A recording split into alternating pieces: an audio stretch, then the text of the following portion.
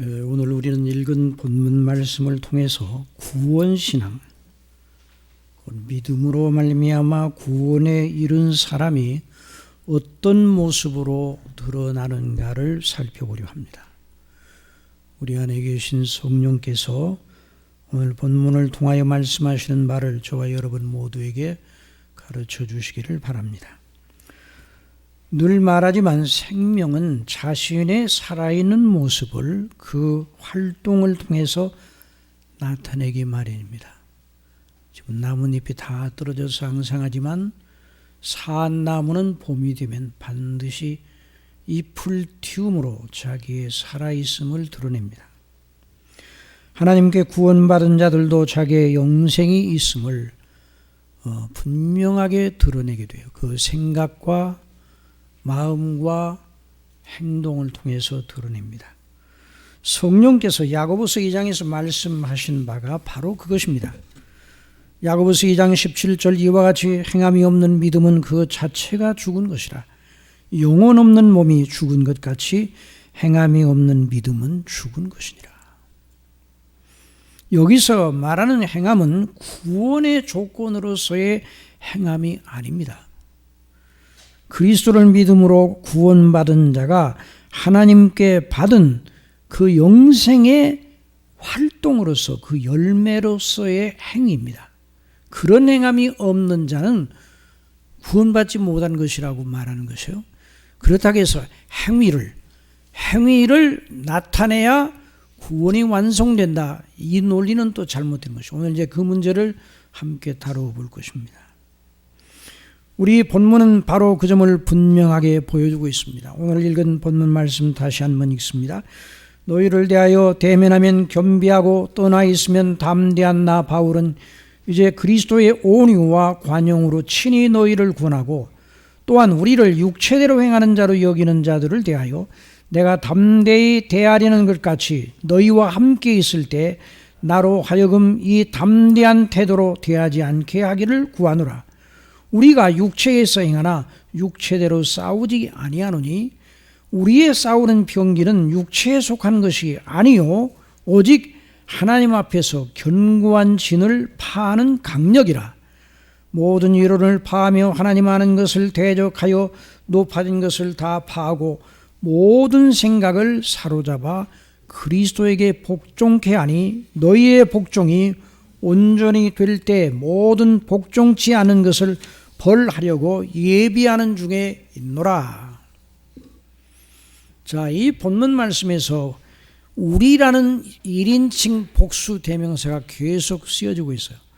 고린도후서 10장 3절에 우리가 육체에 행하나 우리의 싸우는 병기는 육체에 속한 것이 아니요.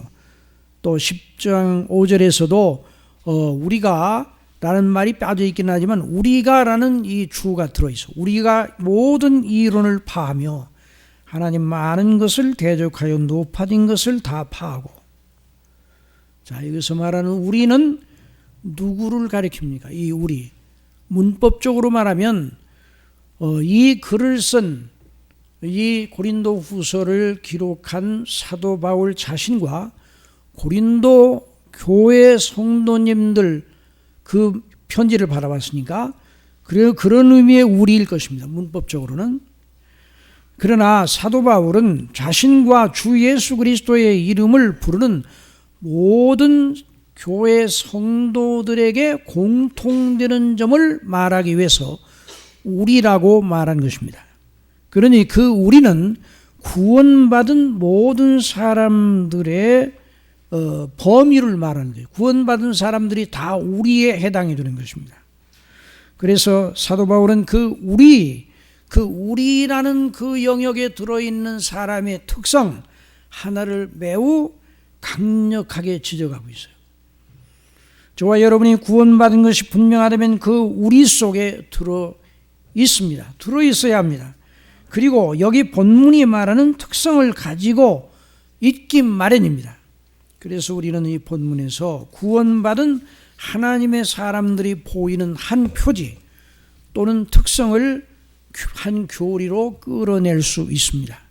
구원받은 사람은 누구인가? 구원받은 사람은 어떤 사람들로 나타나는가? 고린도후서 10장 3절에서 5절 말씀을 다시 읽습니다. 우리가 육체에 있어 행하나 육체대로 싸우지 아니하노니 우리의 싸우는 병기는 육체에 속한 것이 아니요 오직 하나님 앞에서 견고한 진을 파하는 강력이라. 모든 이론을 파하며 하나님 아는 것을 대적하여 높아진 것을 다 파하고 모든 생각을 사로잡아 그리스도에게 복종케 하니. 자, 이 본문 말씀을 가지고 한 교리를 만들어 보겠습니다.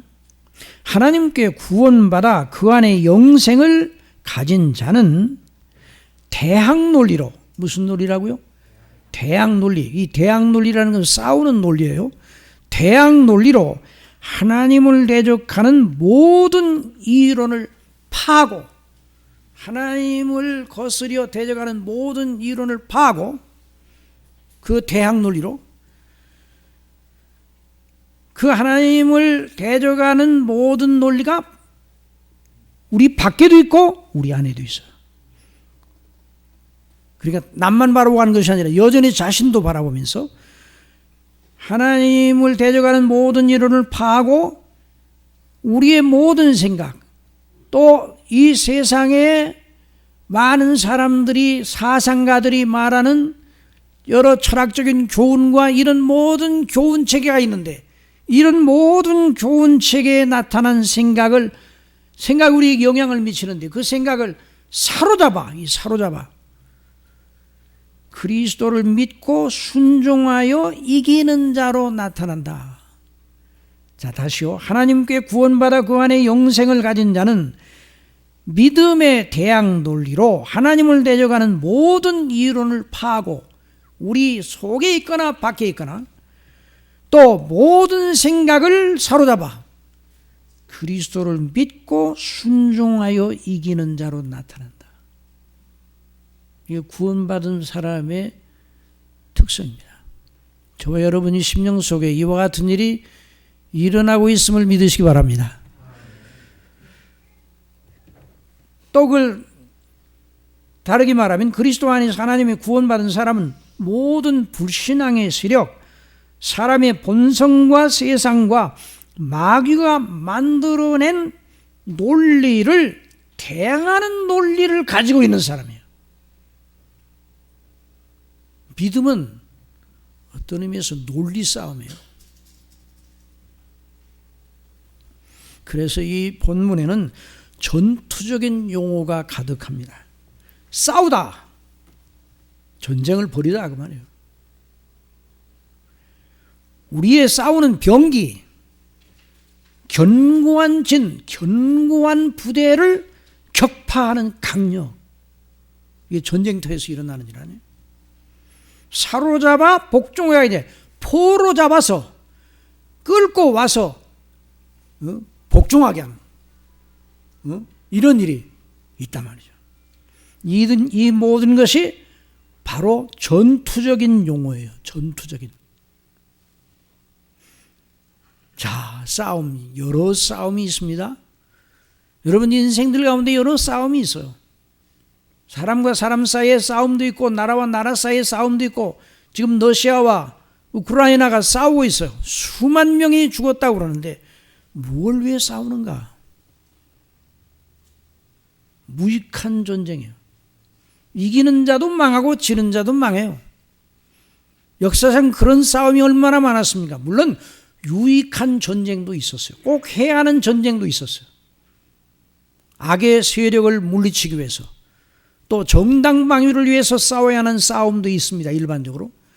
그러나 여러분, 모든 싸움 가운데 가장 큰 의미를 가지고 그 싸움이 이기면 영원히 보장되고 그 싸움에서 져서 패퇴해버리면 영원히 망하게 되는 그 싸움이 있다면 이 싸움을 보통 싸움으로 여겨서는 안 돼요. 오늘 본문이 그걸 말하고 있어요. 사도 바울은 사람이 구원을 받은 후에 이 세상에서 산다는 것은 영적 전투의 현장에 투입되어 싸움에 임해야 함을 전제하고 있어요. 사람이 구원을 받으면 그냥 가만히 있는 것이 아니라 그러니까 믿음은 가만히 정적인 것이 아니에요. 믿음은 역사하는 믿음이에요. 역사하는, 일하는 믿음, 활동하는 믿음. 그런데 그 역사가 나타나는 여러 믿음에 감당해야 될 일 가운데 영적 싸움이 있다는 말입니다. 성경대로 믿음을 가진다는 것은 세상과 마귀, 하나님을 부인하고 대적하고 믿지 않은 세계의 논리들을 대항하는 대항 논리로 이긴다는 말이에요. 우리 믿음이 대항 논리를 가지고 있어야 돼요. 그냥 무조건 나는 믿는다 그러는데, 믿는다는데 왜 믿느냐? 왜 그렇게 믿어야 되느냐? 그 논리가 없으면 그 마귀를 이길 수가 없어요. 세상을 이길 수가 없어요. 세상 사람들도 자기들이 왜 하나님을 안 믿는가? 당신들이 믿는 예수 왜 우리가 안 믿는 줄 알아? 나름대로 논리를 가지고 있어요. 우리가 전에 예수님을 믿지 않았을 때, 거듭나지 않았을 때 우리는 불신앙의 논리들의 포로가 되어 있었습니다. 왜 그때 우리가 믿지 않았는가? 믿는 것이 우리 눈에 보기에 옳아 보이지 않아서 안 믿었어요. 우리 눈에 보기에 예수님 믿는 사람, 내가 보기에는 참 시원찮은 사람이 예수님 믿더라, 이런 생각이 우리를 지배하고 있었어요. 그러니까 내가 가지고 있는 논리, 내가 가지고 있는 관점으로 볼 때 그러하였다 이 말이에요. 그때 우리가 하나님과 예수님을 믿는 것을 그때 우리는 그렇게 생각했어요. 여러분은 어떤지 모르면 저도 예수 그리스도를 구주로 믿기 전 청년 때 이전에 예수님 믿는 청년들을 아주 시원찮은 사람들을 봤어요. 그리고 사람이 예수님을 적당히 믿으면 몰라도 아주 고지고대로 믿으면 그 사람은 버린 사람이다, 그런 생각을 했어요. 오늘날도 사람들이 예수님을 믿되 성령대로 믿으면 안 되는 일로, 사람이 해서는 안 되는 제1순위가 바로 그거예요. 왜? 그 불신앙의 논리로 그렇다 이 말이죠. 불신앙의 가치관으로 그렇다 이 말이죠. 그래서 사도 바울은 그리스도 밖에 있는 자들의 영적 상태를 에베소서 2장에서 명시합니다. 너희의 허물과 죄로 죽었던 너희를 살리셨도다. 그때 너희가 그 가운데 생하여 이 세상 풍속을 쫓고 공중의 권세 잡은 자를 따랐으니 곧 지금 불순종의 아들 가운데 역사하는 영이라. 전에는 우리도 그 가운데서 우리 육체의 욕심을 따라 지내며, 왜? 그게 옳은 줄 알았어요. 그 논리로 그게 옳은 줄 알아, 그게 좋은 줄 알아. 육체와 마음이 원하는 것을 하여 다른 이들과 같이 본질상 진노의 자녀이었더니 공중의 권세 잡은 자를 따랐으니 곧 지금 불순종의 아들 가운데 역사하는 영이라. 이게 뭐예요? 마귀의 논리에 사로잡혀 산다 이 말이죠.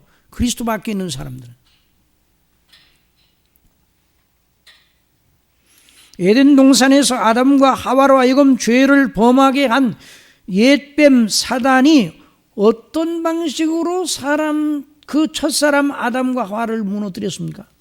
어떤 방식으로 그들이 선악을 알게 하는 나무의 실과를 따먹게 했습니까? 그 옛뱀 사단이 와가지고 하와의 손을 강제로 잡아서 선악을 알게 하는 나무의 그 실과를 만지게 하고 따라, 그래가지고 위협해가 따가지고 입으로 넣어, 그런 방식을 취하지 않았어요. 사탄은 거짓되지만 자기의 빠삭한 논리로 유인하고 설득하고 확신 있게 하는 방식을 썼어요. 오늘날도 하나님을 믿지 아니하는, 하나님 없다는 사람들이 쓴 철학책, 인생론을 보면 빠삭한 이론이 거기에 펼쳐져 있어요. 사람들에게 호소력을 가지고. 그래서 그 책을 읽음으로 말미암아 나도 이렇게 생각하고 이렇게 살아야 되겠구나.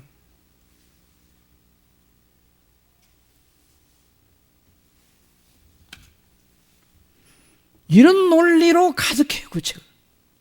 하나님을 안 믿는 것이 옳다는 거예요. 지난번에 말씀드린 것처럼 버트랜드 너스리, 왜 나는 그리스도인이 아닌가? 그 논리로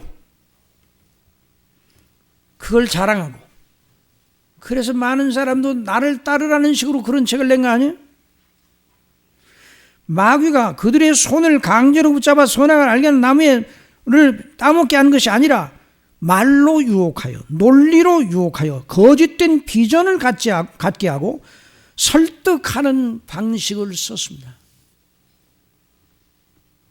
그리고 아담과 하와가 그 말에 녹아난 것이죠.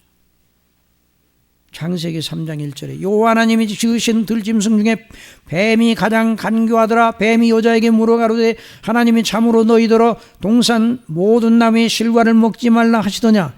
여자가 뱀에게 말하되 동산 나무의 실과를 우리가 먹을 수 있으나 동산 중앙에 있는 나무의 실과는 하나님의 말씀에 너희는 먹지도 말고 만지지도 말라 너희가 죽을까 하노라 하셨느니라. 뱀이 여자에게 이르되 너희가 결코 죽지 아니하리라. 너희가 그걸 먹는 날에는 너희 눈이 밝아 하나님과 같이 되어 선악을 알 줄을 하나님이 아심이니라. 자, 이 논리에 하와가 사로잡혔어요. 그리고 그 나무를 보았습니다. 그때 어떻게 보였어요? 여자가 그 나무를 본즉 사단의 말을 듣고 사단의 논리를 마음속에 두고 그 나무를 보니까 달리 보였어요. 먹음직도 하고 보암직도 하고 지혜롭게 할 만큼 탐스럽기도 한 나무인지라. 그러면 따먹는 건 시간 문제예요. 그래서 이 본문은 그렇게 느낀 다음에 느끼고 행동하는 것 사이에 간격을 두지 않고 나무인지라, 탐스럽기도 한 나무인지라 여자가 그 실과를 따먹고 바로 말하고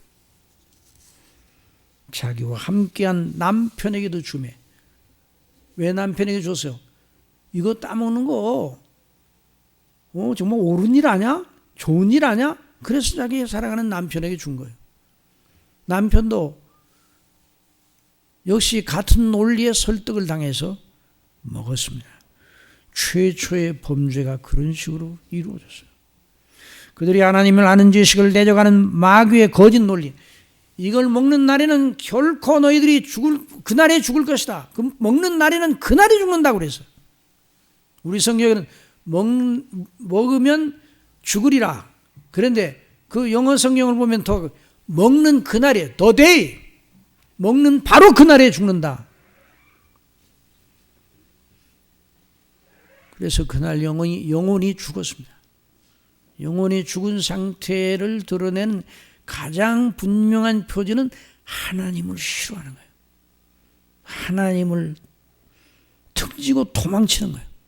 그래서 나무 사이에 숨었어요. 하나님의 거니시는 음성을 듣고, 이전 같으면 하나님께 달려나가서 친밀한 하나님과의 교제를 최고의 기쁨으로 여겼을 그가 영적으로 죽으니까 하나님을 배반하고 하나님을 등지고 달아났어요. 영혼이 죽어서 몸도 죽을 몸이 되었습니다. 그것이 아담의 후손들 전체의 인생 조건입니다. 그래서 로마서 5장 11절에 이러므로 한 사람으로 말미암아 죄가 세상에 들어오고, 다 같이 읽읍시다. 죄로 말미암아 사망이 왔나니 이와 같이 모든 사람이 죄를 지었으므로 사망이 모든 사람에게 이르릅니다. 이것이 모든 인생이 본질적으로 다 하나님의 무서운 진노 아래에 있는 실상이에요. 로마서 1장 18절 이하에 하나님의 진노가 불의로 진리를 막는 사람들의 모든 경건치 않음과 불의에 대하여 하늘로 쫓아 나타나느니 이는 하나님을 알만한 것이 저희 속에 보임이라. 하나님께서 이를 저희에게 보이셨느니라. 창세로부터 그의 보이지 아니하는 것들 곧 그의 영원하신 능력과 신성이 그 만드신 만물에 분명히 보여 알게 되나니. 분명해요. 그러니까 하나님이 없다는 논리는 설 수 없는 논리예요. 증거가 없어서 하나님을 못 믿는다고 많은 사람들이 말합니다. 불신은 증거만 내놓으면 하나님 믿겠다. 하나님 봤어? 하나님을 보여줘. 그럼 믿겠다. 이런. 그 말은요, 나는 영적으로 죽었다는 걸 나타내는 웅변이에요. 늘 말씀드리지만 햇빛 쏟아지는 벌판에 갔는데 깜깜하다 그러면 시각에 장애가 있는 증거가 아닙니까? 그런데 증거가 없어요? 전 세계가 다 증거예요. 우리 몸이 증거예요. 모든 게 증거예요. 증거 아니, 하나님이 계시다는 걸 증거하진 않는 게 어디 있어요? 그래서 이는 하나님을 알만한 것이 저희 속에 보임이라. 하나님께서 이를 저에게 보이셨느니라. 창세로부터 그의 보이지 않은 것들 곧 그의 영원하신 능력과 신성이 그 만드신 만물에 분명히 보여 알게 되나니. 어떤 사람이 미술 작품을 너무 잘 아름다운 미술품을 제출해서 그 사람이 미술 솜씨가 있는지 없는지는 몰라요. 그의 손을 달아봐도 안 되고 손을 뭐 아무리 검사해도 안 돼요. 그려보라고 하면 안 되는 거예요. 눈에 보이지 않은 그 사람이 미술의 재능이 미술을 통해서 나타나는, 하나님의 작품 속에서 하나님의 신성과 영광이 드러난 거예요. 그러니까 하나님이 없다는 논리, 하나님이 안 계시다는 증거가 없어서 안 계시다는 이 논리는 자기가 영적으로 죽어 있다는 말이에요. 그래서 인생이 다 그런 상태에 빠져 있어요. 여러분, 오늘 전 세계 대학들 거의 대부분이 하나님이 계시지 않다는 자연 진화론에 기반을 둔 전제 위에서 학문이 진행되는 건 너무너무 무서운 현실이에요. 하나님께는 감사하고 영광을 돌리고 자기의 일을 지으신 하나님, 자기에게 필요한 모든 걸 공급하시는 하나님, 자기의 영원한 영광을 위하여 늘 일하시는 하나님을 마땅히 감사하고 늘 찬미해야 됩니다. 그런데 그러지 못하고 어떻게 합니까? 하나님을 알되 하나님으로 영화롭게도 아니하며, 하나님을 안다고 그랬는데 본성적으로 누구 속에나 하나님을 알만한 씨앗이 있다는 거예요. 씨앗이. 근데 그걸 가지고 하나님을 마땅히 알아야 되는데 하나님을 알되 영화롭게도 아니하고 감사치도 아니하고 오히려 그 생각이 허망하여지며 미련한 마음이 어두워졌나니 스스로 지혜 있다 하나 무준하게 되어 썩어지지 아니하는 하나님의 영광을 썩어질 사람과 금수와 버러지 형상의 우상으로 바꾸느니라. 이것이 인생의 참담함이에요. 그리고 한 번 사람이면 영원히 사람인데 그 사람이 영원히 아브라함이면 영원히 아브라함이에요. 가룟 유다면 영원히 가룟 유다예요. 저와 여러분이 영원히 저와 여러분이에요. 이게 얼마나 무섭고 끔찍한 진리입니까? 만일 저와 여러분이 영화로운 존재로, 하나님과 영화롭게 교제하는 존재로 영원히 존재한다면 너무너무 크고 그걸로 인하여 날마다 감격해 있어야 마땅합니다. 세상 전체를 얻은 것보다 더 큰 거예요. 그러나 저와 여러분이 혹이라도 하나님께 구원받지 못하고 영원한 지옥 형벌 속에 들어가 있다면 그걸 뭘로 그 비참을 표현할 수 있겠습니까? 한 번 죽는 것은 사람에게 정한 것이요 그 후에는 심판이 있으리니. 흔히 인생들이 자기들의 모든 생각과 사상과 이론과 가치관 전체를 하나님이 없다는 전제 위에 세우고 있는 건 비극이에요. 비극. 그래서 우리 예수님이 당신의 사랑하는 백성들을 거기서 건지시기 위해서 오신 거예요. 그러니까 오늘날 교회가 이 진리를 알아채야 돼요. 성도들 이 진리를 듣기를 원해야 돼요. 여러분, 우리의 구원, 하나님께서 우리에게 주신 이 구원이 어떤 구원입니까? 우리가 꿈꾸는 구원입니까? 역사상 유토피아를 꿈꾸던 사람들이 많았어요. 유토피아, 이상주의. 인생의 조건을 보니까 너무너무 고통스럽고 너무너무 비극적인 것이 많고 왜 이 사람이 이 모양이냐. 그래서 그 모든 조건을 완전히 다 해결하고 그런 고통이 없고 아주 무릉도원 영구한 행복이 있는 나름대로 유토피아를 꿈꾸기도 하고 그걸 정치에 적용해 가지고 사람들을 그 정치에 적용해서 그런 그 이상주의를 실현하는 그런 사람들이 있었단 말이에요. 사회주의가 바로 그런 거예요.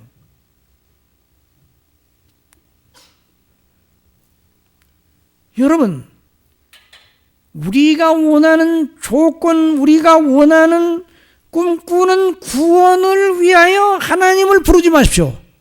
그런 구원이 아니에요.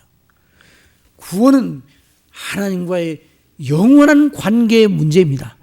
아이고, 너무 먼 얘기예요. 지금 현재 당장에 우리에게 발등에 뿔을 떨어진 문제가 있는데 목사님 날마다 그 얘기를 하고 그렇게 하시면 목사님들이 날마다 그것만 증거하시면 우리의 현안 문제를 좀 해결해 주셔야지.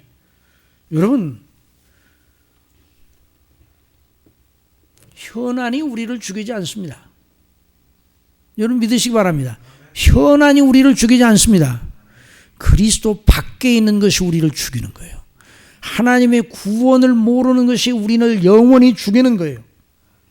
그래서 하나님이 기뻐하시는 하나님이 우리를 여기서 구원하신 그 구원, 그 구원을 위해 예수님이 사람이 되셔 오셔서 그 대속의 역사를 감당하신 것입니다.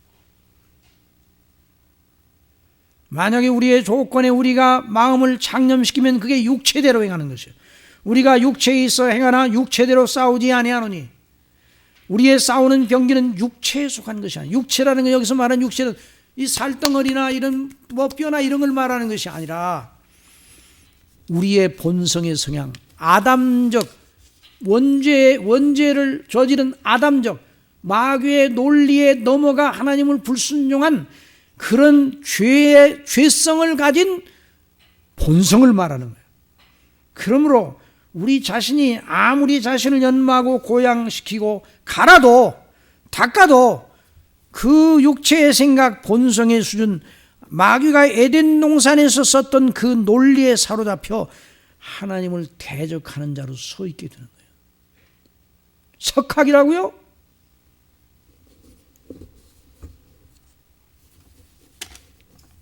그 빠삭한 논리로 하나님을 대적하여 수많은 사람들을 멸망길로 인도하려는 사람들이나 마찬가지예요. 그것이 바로 죄 가운데는 불신앙의 상태입니다. 그러므로 성경이 말하는 우리의 구원은 우리 사람 스스로 이룰 수 없어요. 구원이라는 말 자체가 어디 빠졌다는 거 아니에요? 스스로 그 빠진 데서 헤어나오면 나올 수 있으면 무엇 때문에 구원이라고 그럽니까? 구원이라는 말 자체가 우리 스스로는 절망과 그 곤고함에서 벗어날 수 없다는 걸 말하는 거예요. 그러니까 우리가 생각하는 구원, 그것이 아니라 하나님께서 구상하신 구원, 하나님께서 그 곤고함에서 우리를 건져내신 그 구원, 그 구원이 얼마나 놀라운 구원입니까? 여러분, 하나님께서 창조주께서 창세전에 그 아들 그리스도 안에서 우리를 택하시고 그리스도 그 아들 그리스도 우리 주님의 피로 우리를 속량하시고 우리 죄를 다 씻으시고 그리고 의롭다 하시고 성령님으로 인치사 하나님의 자녀가 되어 하나님을 아버지로 부르짖게 하시고 지금도 날마다 우리를 인도하신다. 이게 진리입니까? 가상 논리입니까? 진리죠, 진리. 그러면 이거면 이 논리면 다 끝나는 거 아니에요? 아니, 하나님께서 우리를 사랑하셨다. 당신의 독생자를 아끼지 아니하실 정도로 우리를 사랑하셨다.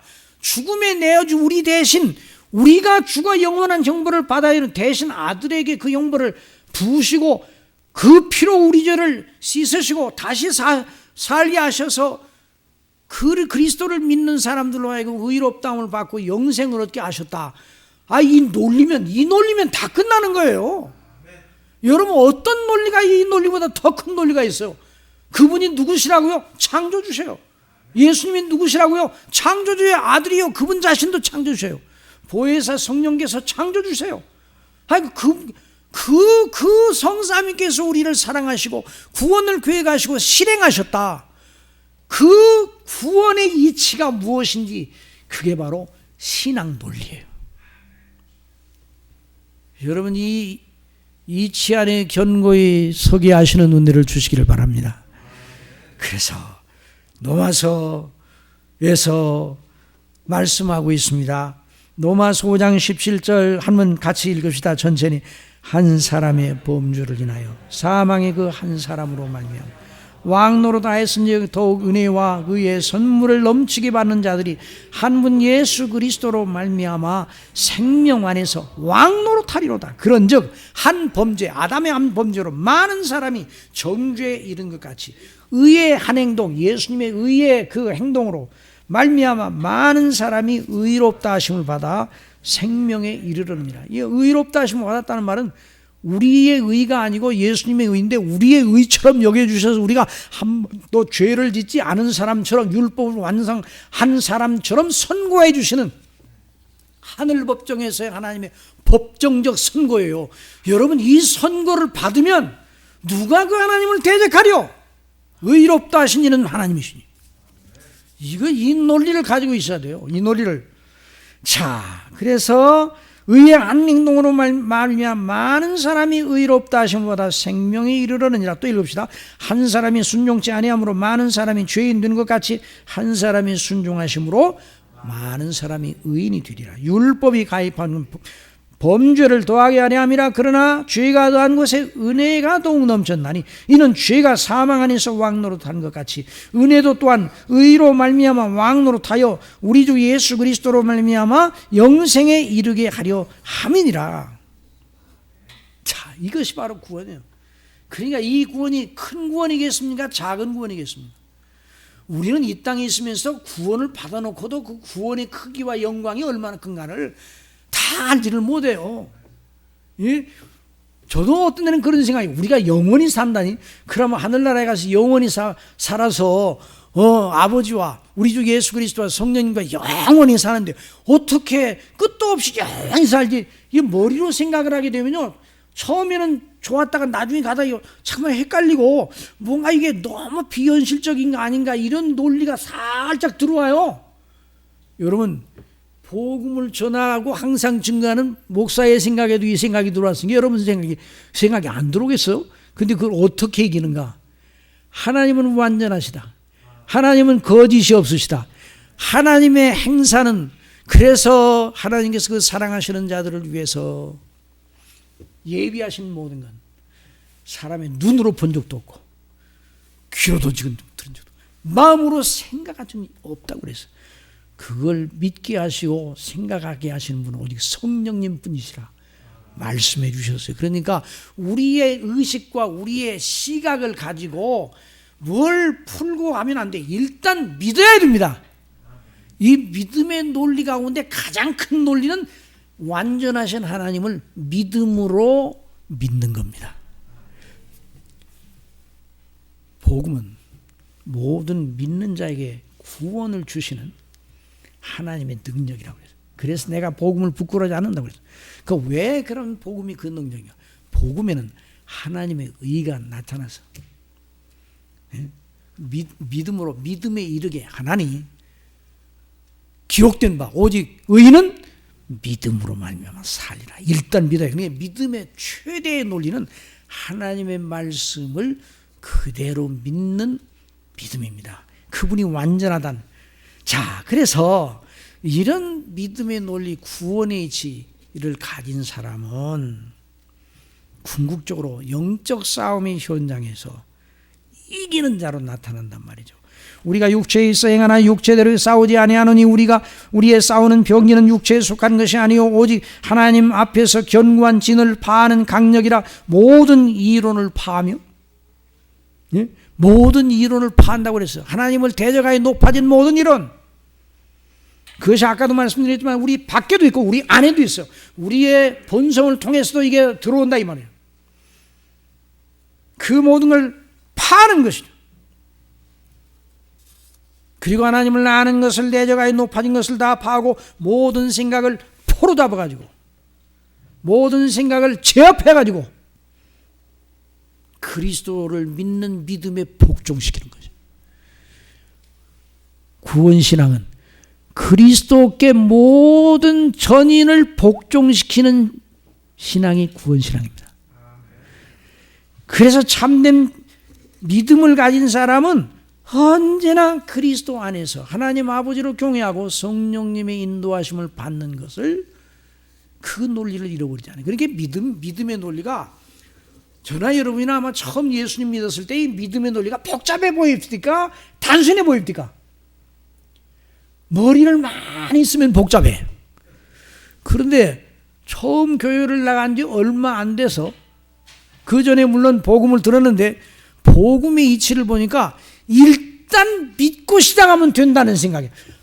창조주가 계시고 그분의 아들이 예수님이시고 그 예수님이 나를 위해 죽으시고 성령께서 내 안에 계시고 그래서 예수님의 이름으로 기도하면 하나님께서 은혜를 주셔서 예수님을 믿는 믿음에 속한 은혜를 주시고 이거 단순 논리 아니에요? 여러분 자동차 운전하는 게 쉽습니까? 쉽지 않습니까?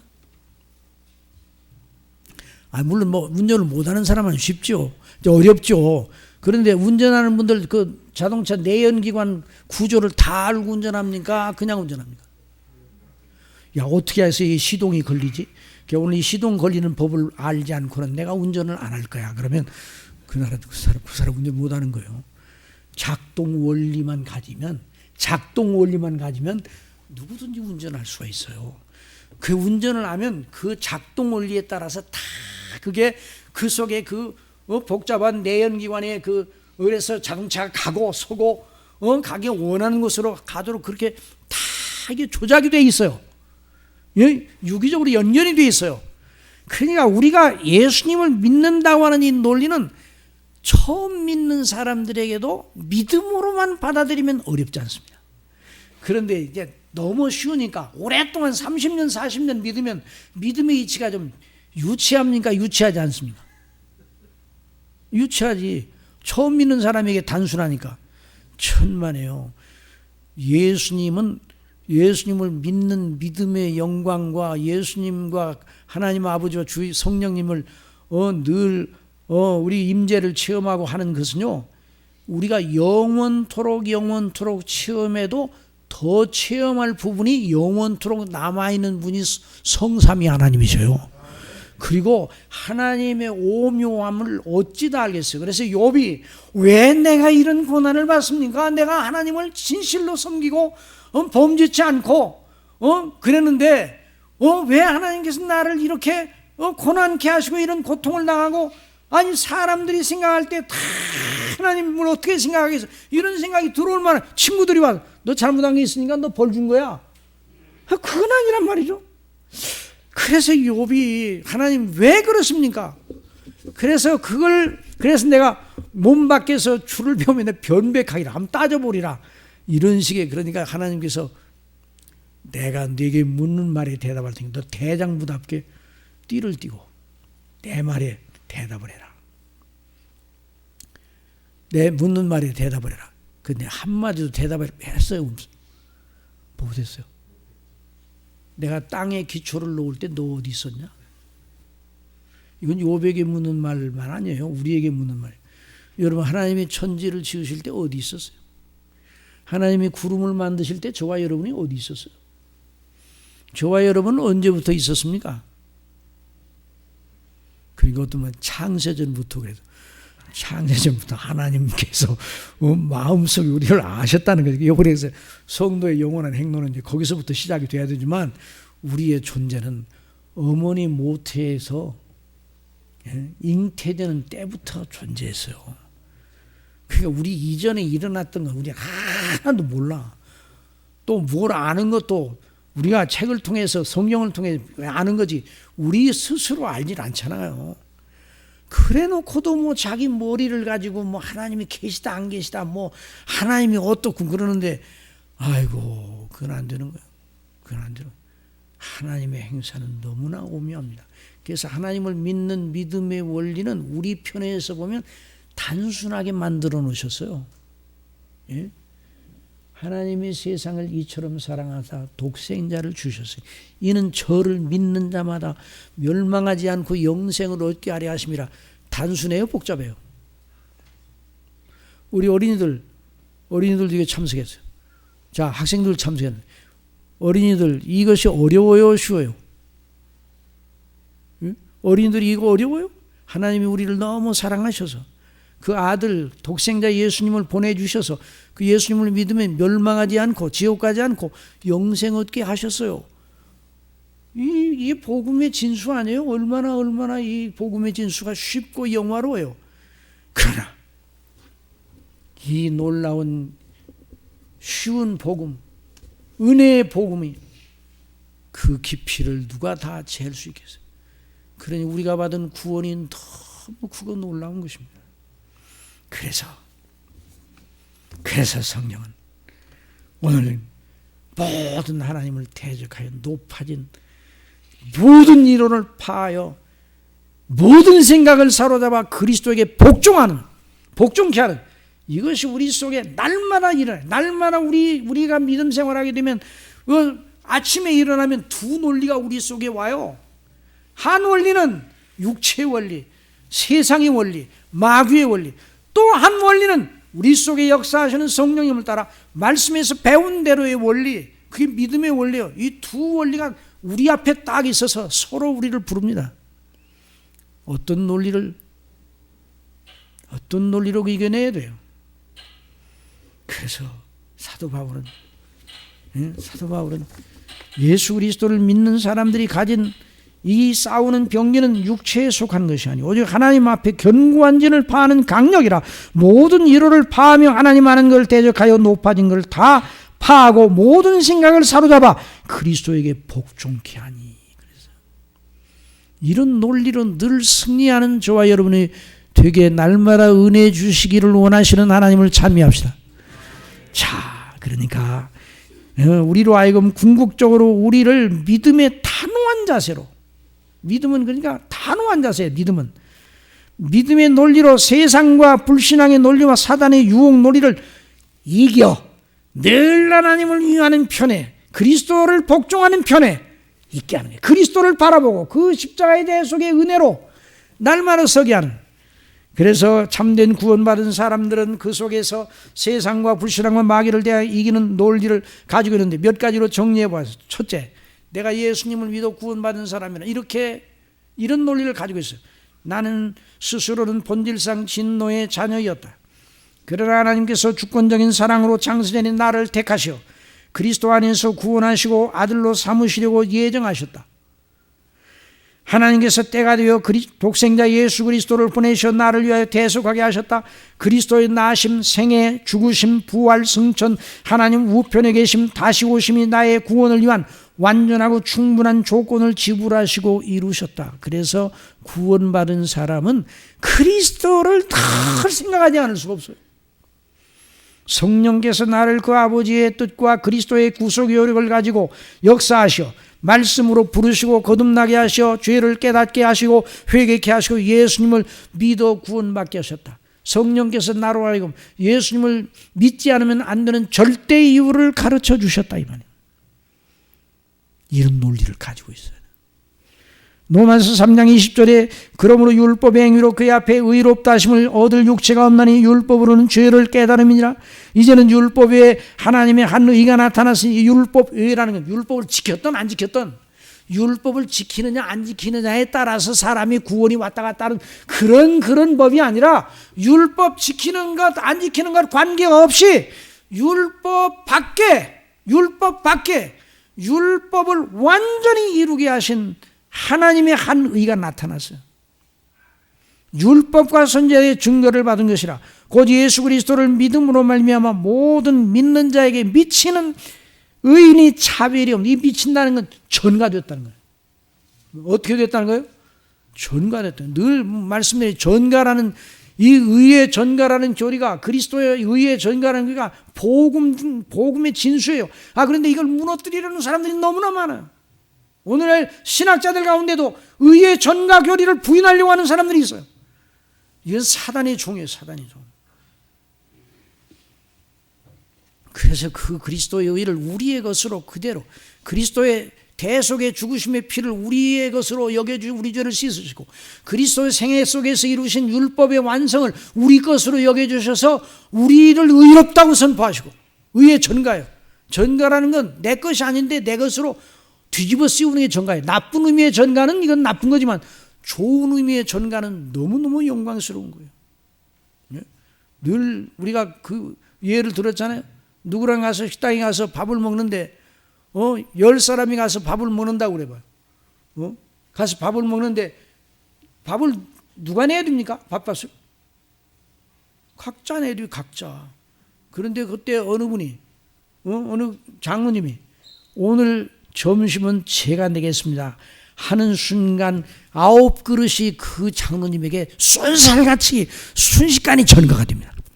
그래서 나중에 장로님이 열 그릇의 값을 한 그릇밖에 안 잡수었는데 그게 전가예요.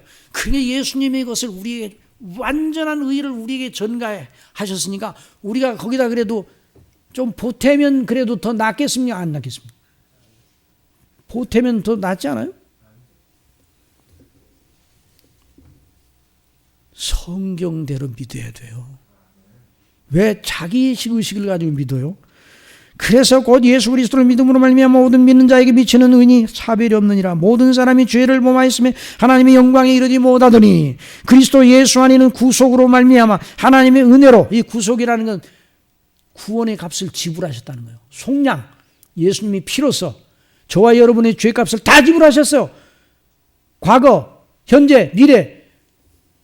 그러니까 우리에게 예수님 믿게 해서 구원하시면 착해질 거야. 그걸 생각하고 미리 우리를 구원하신 게 아니에요. 어떤 양반들은 이런 양반들, 우리가 잘 믿을 걸 아시고 창세전에 아시고 우리를 택하셨다. 이게 이제 알미니안인데요. 아이고, 이 소리는 하나만, 이건 논리가 아니에요. 그러면 그 사람의 택함과 구원이 결국 누구에게 달려 있다는 거예요? 자기 자신이 달려 있다는 거예요. 모든 사람이 죄를 범하였으면 하나님의 영광에 이르지 못하더니 그리스도 예수 안에는 구속으로 말미암아 하나님의 은혜로 값없이 의롭다 하심을 얻은 자 되었느니라. 이 예수를 하나님이 그의 피나여 믿음으로 말미암는 화목제물로 세우셨으니 이는 하나님께서 길이 참으시는 중에 전에 지은 죄를 간구하심으로 자기의 의로우심을 나타내려 하심이니 곧 이때 자기의 의로우심을 나타내사 자기도 의로우시며 또한 예수 믿는 자를 의롭다 하십니다. 그러므로 사도 바울은 언제나 그리스도를 바라보도록 합니다. 그러나 무엇이든지 내게 유익하던 걸 내가 그리스도를 위하여 다 해로 여길 뿐더러 또 모든 걸 해로 여기면 내 주 그리스도 예수를 아는 지식이 가장 고상함을 인함이라. 내가 그를 위하여 모든 걸 잃어버리고 배설물로 여기면 그리스도를 얻고 그 안에서 발견되려 함이니 내가 가진 의는 율법에서 난 것이 아니오 오직 그리스도를 믿음으로 말미암은 것이니 곧 믿음으로 하나님께로서 난 의라. 그러니까 계속 누구를 바라봐요? 그리스도를 바라봐야 돼요. 그리스도를 바라봐요. 그래서 무릇 하나님의 영으로 인도함을 받는 그들은 하나님의 아들이 성령께서 그리스도 안에서. 자, 그래서 우리가 성령님으로 말미암아 하나님을 아버지로 부르짖는단 말이에요. 너희는 다시 무수하는 종의 영을 받지 아니하였고 양자의 영을 받았으므로 아버지라 부르짖느니라. 성령이 친히 우리 영으로 더불어 우리가 하나님의 자녀인 걸 증거하시나니. 자, 17절 나같이 읽읍시다. 시작. 자녀는 또한 후사 곧 하나님의 후사여 그리스도와 함께한 후사니 우리가 그와 함께 영광을 받기 위하여 고난도 함께 받아야 될 것이니라. 그래서 우리가 궁극적으로 하나님 미리 아신 자들로 또한 그 아들의 형상을 본받게 하기 위해 미리 정하셨으니 이는 그 많은 형제 중에서 맏아들이 되게 하려 하심이라. 또 미리 정하신 그들을 또한 부르시고 부르신 그들을 또한 의롭다 하시고 의롭다 하신 그들을 또한 영화롭게 하셨느니라. 아예 끝내버리셨어요. 저와 여러분의 구원을 위한 하나님의 조처를 확정짓고 끝내버리셨어요. 자, 이 말을 들으면서 자, 예수님을 잘 믿는 사람에게는 저 말이 해당되지만 나는 날마다 넘어져요. 나는 연약해요. 이런 걸 보니까 내가 구원받은 사람이 아닐 수도 있다는 생각이 드네요. 이런 생각이 들어올 겁니다. 지금까지 이걸 잘 따라온 분들 경우에는.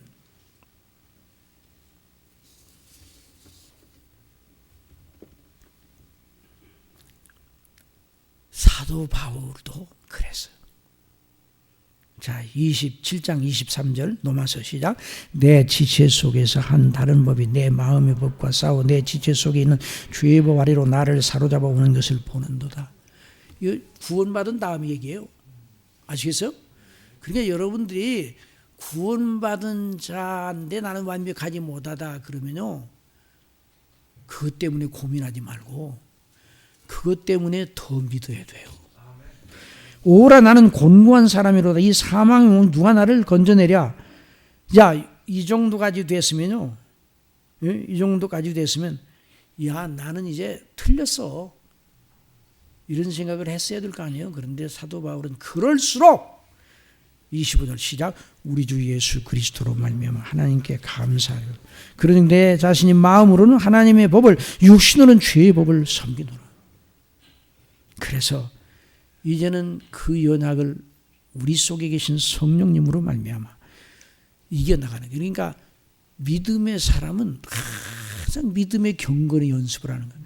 여러분, 여기 오늘 믿음의 사람은 하나님을 대적하여 높아진 것을 복종시키고 대적하여 파하고 그리스도께 복종한다는 그 말이 완전 무결하게 그런 사람만 그렇다는 말은 아니에요. 이게 성화의 목적이기도 하고 성화의 내용이기도 한데, 저와 여러분 넘어져요, 안 넘어져요?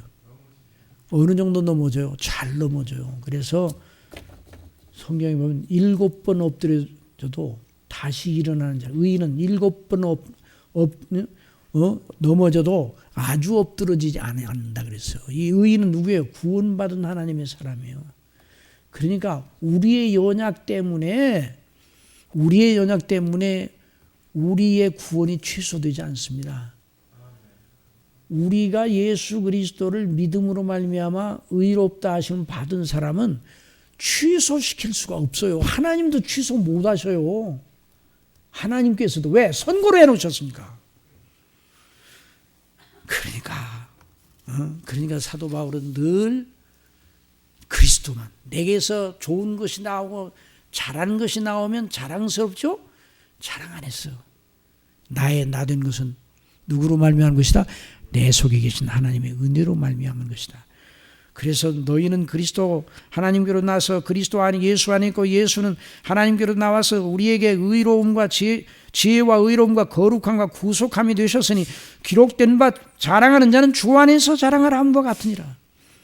그러나 나의 나된 것은 하나님의 은혜로 된 것이니 내게 주신 그의 은혜가 헛되지 아니하여 내가 모든 사도보다 더 많이 수고해서는 내가 아니요 오직 나와 함께 하신 하나님의 은혜로다. 그냥 오직 그리스도의 은혜.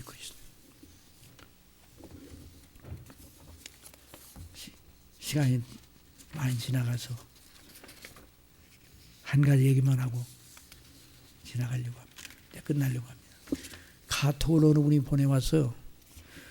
목사님, 제가 이제 다른 교회에 섬기시는 분인데, 목사님, 제가 어느 책을 보니까 아무래도 이건 이 구원론을 이제 어느 분이 쓰셨는데 아무래도 미심쩍어요. 목사님이 한번 살펴봐 주시고 한번 좀 알려주세요. 도움 주세요. 그래 그 책을 봤어요. 제가 대답을 했습니다. 이분의 책은 김세훈 박사, 유명한 신학자예요. 바울의 새 관점주의자들이 주장하는 구원관이다. 잘못된 구원관이에요. 이들은 예수 그리스도를 믿음으로 말미암아 의롭다 하심을 받는 일이 예수님을 믿는 즉시로 완결이 됩니까? 조금 남겨놓습니까? 예수님을 믿는 사람이 그날 구원받습니까? 6개월 뒤에 구원받습니까? 그럼 아니 학습은 왜 늦게 줘요? 왜 세례는 1년 뒤에 주고? 그건 구원의 조건으로 하는 게 아니라 하나님의 교회의 성결성을 위해서 그렇게 하는 거지 개인의 구원을 세례받을 때 받는 게 아니에요. 이게 캐톨릭의 구원관이에요. 영세 받을 때 구원받는다고 그래요. 그러나 예수 그리스도를 구주로 영접하는 그날 구원받아요. 십자가의 한편 강도 회개한 강도 그날로 오늘 내가 나와 함께 낙원에 있으리라 말씀하셨어요. 삭개오의 집에 가신 예수님도 그날로 이 집에 구원이 이르렀다 그랬어요. 그러니까 여러분 예수 그리스도를 주로 믿습니까? 예수님 외에는 구주가 없다고 믿습니까? 예수님이 나를 위해 죽으셨다고 믿습니까? 예수님이 오늘 사도신경 한 대로 그대로 정말 믿습니까? 그러면 여러분이 이미 구원받은 사람이에요. 그런데 그 책에서는 그것만 가지고 안 된다는 거예요. 이게 바울의 세 관점주의자들. 행위가 있어야 돼요. 야고보서에 나오는 말씀을 가지고 행함이 없는 믿음은 죽은 믿음이라는 걸 거기다 뜯어붙여가지고 행함이 있어야 마지막에 심판대, 그리스도의 심판대에서 그 사람의 행함이 있는가 없는가를 보고 또다시 심판한다. 그리스도의 심판대는 상급 심판대입니다. 그래서 성경을 제대로 이 신학자들도 제대로 하나님의 성령의 인도하심을 받아야 돼요. 그러니까 넘어지고 그리스도인들 가운데 넘어지고 연약한 부분이 많이 보이거든요. 교회에서 자꾸만 의롭다 하심을 받은 것이 완성되었다고 그러니까 그런다는 거예요. 그렇지 않아요. 복음은 예수님을 믿는 즉시로 구원받고 구원받은 사람으로서의 행함의 문제를 성경은 말하고 있어요. 야고보서에 아까 처음에 말씀 야고보서의 행함도 그 얘기예요. 그래서 이건 바울의 새 관점주의자들의 김세훈 박사도 그쪽으로 넘어갔어요. 이건 잘못된 거예요. 그건 그리스도의 십자가에다가 자기의 선행을 보태야 구원받는다는 캐톨릭의 구원관과 같은 거예요. 그런 구원관은 어떤 사람도 구원을 확신할 수 없고 가봐야 알아. 그 사람은 그리스도의 구속의 완전성, 그리스도의 의의 완전성을 믿지 않은 사람이에요. 여러분 예수 그리스도를 절반만 믿으면 안 돼요. 99% 믿어도 안 돼요. 100% 믿어야 됩니다. 그래서 우리에게 주어지는 그러면 이런 말을 하면 그러면 그렇게 하면 구원파와 똑같이 아니에요. 구원파는 거기서 끝나는 게 구원파고 우리는 그렇게 말하잖아요. 우리는 이제 하나님의 자녀가 되어 영생 얻은 하나님의 자녀로 우리가 그리스도의 영상을 본받도록 하시겠다는 하나님 목적이 있잖아요. 그 목적을 향하여 성령님의 인도를 따라서 성화 생활에서 그러나 이 세상에 성화 생활을 하면서도 완전한 성화는 이루어지지 않아요. 그러나 성화가 완전히 이루어질 것이 확정되어 있어요. 죽을 때 그리고 그리스도에 오실 때 몸까지 영화롭게 돼요. 그러니까 이미 이 하나님의 계획과 프로그램은 이미 우리 속에 씨로 다 들어와 있어. 이거는 잊어서는 안 돼요. 이 논리를 가지고 있어야 내가 연약하고 넘어지면 내가 왜 이렇게 하나님의 은혜의 원리대로 행하지 않아서 또 넘어졌구나. 그래서 그리스도를 바라보고 그래서 예수님이 나를 위해 죽으셨구나.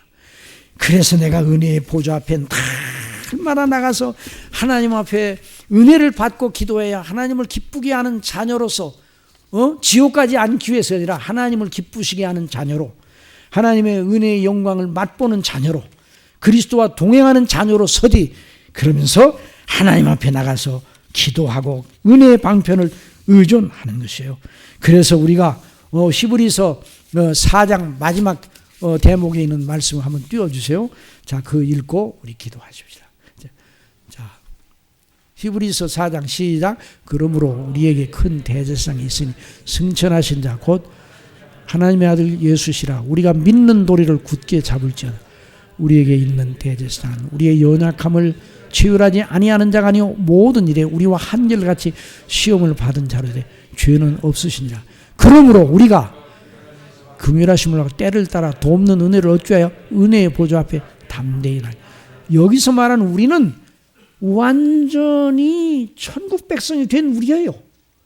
이런 믿음을 가지고 언제나 이 논리로 육신의 이론, 마귀의 사주, 세상의 불신앙적인 그 모든 사조, 모든 철학의 잘못된 교훈, 이걸 대적하고 우리 속에 일어나는 정욕, 이걸 거스리고 늘 그리스도를 의지하고 늘 승리하는 이런 사람들이 되도록 하나님께서 은혜 주시길 바랍니다. 사랑하시는 아버지 하나님, 오늘 저희들이 말씀을 통해서 들은 대로 우리의 싸우는 병기는 육체에 속한 것이 아니요 오직 하나님 앞에서 견고한 진을 파는 강력이라고 하시면서 모든 이론을 파며 하나님 아는 것을 대적하여 높아진 것을 다 파하고 모든 생각을 사로잡아 그리스도에게 복종케 한다고 하셨으니, 이 원리, 이 능력을 우리에게 주셨으니 이 능력을 믿음으로 늘 활용하는 은혜의 사람들이 될 수 있도록 아버지 성령께서 주장하여 주실 줄 믿습니다. 예수님의 이름으로 기도드리옵나이다. 아멘.